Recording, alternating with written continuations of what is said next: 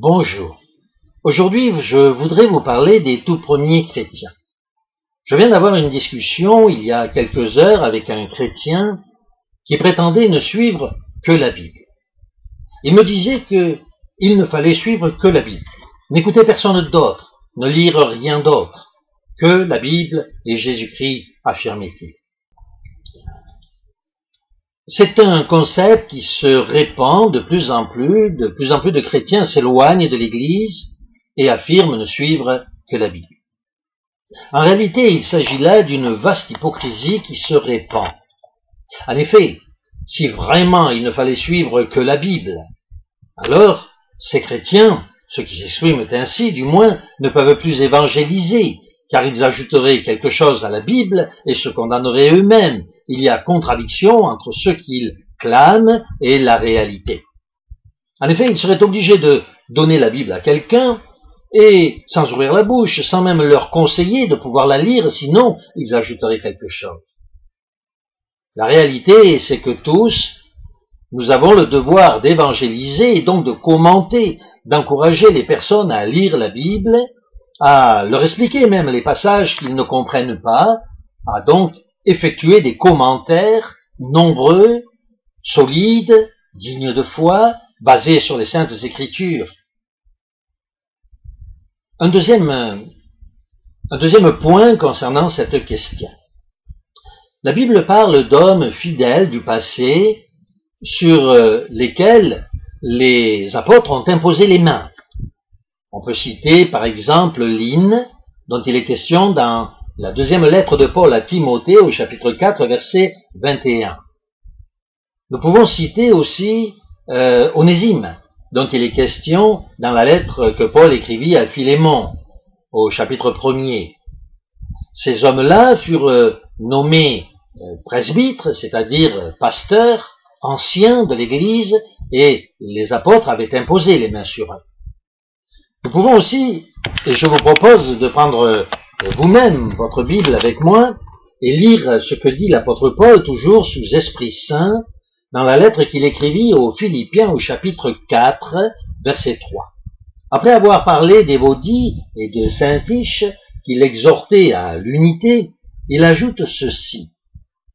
Il leur dit, au verset 3, « Je te demande à toi aussi, authentiques collègues, de leur venir en aide, ainsi qu'à ceux qui ont lutté avec moi dans l'Évangile, tels que Clément et les autres collaborateurs dont les noms sont inscrits dans le livre de vie. » Si le livre de certains collaborateurs de Paul, dont Clément, sont écrits dans le livre de vie, c'est donc qu'ils ont l'approbation de Dieu, et c'est donc que leurs commentaires sont intègres, honnêtes, solides. Il s'agit de bons évangélisateurs qui nous enseignent la parole de Dieu avec respect et fidélité.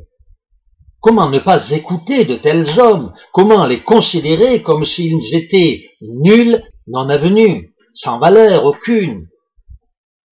La parole de Dieu mentionne d'autres hommes ainsi. Vous vous souvenez peut-être de Théophile, ou encore peut-être connaissez-vous Ignace. Nous venons de parler de Clément, mais nous pouvons aussi citer Papias, Irénée, et d'autres qui se sont succédés dans le temps.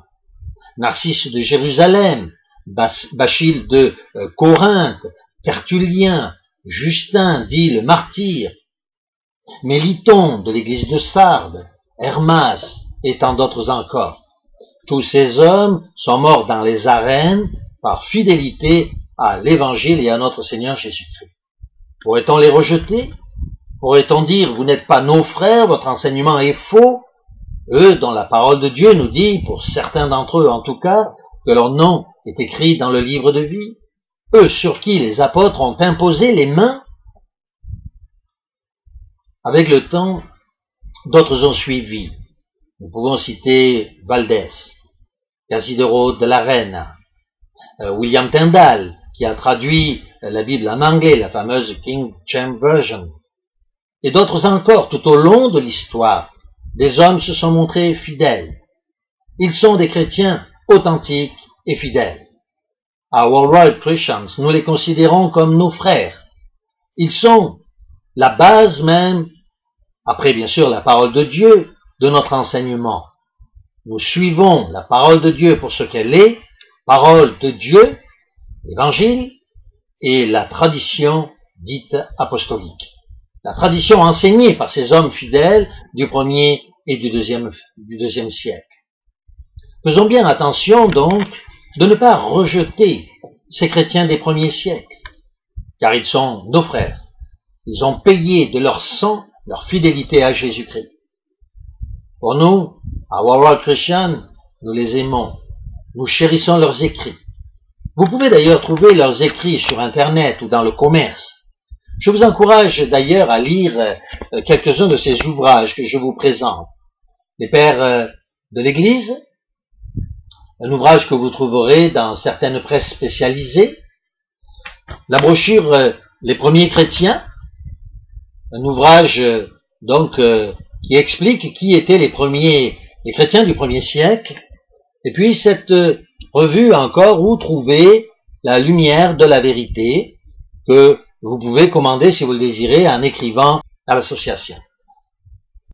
Je vous souhaite donc une bonne lecture de la parole de Dieu et vous encourage à mieux connaître ces écrits du 1er siècle.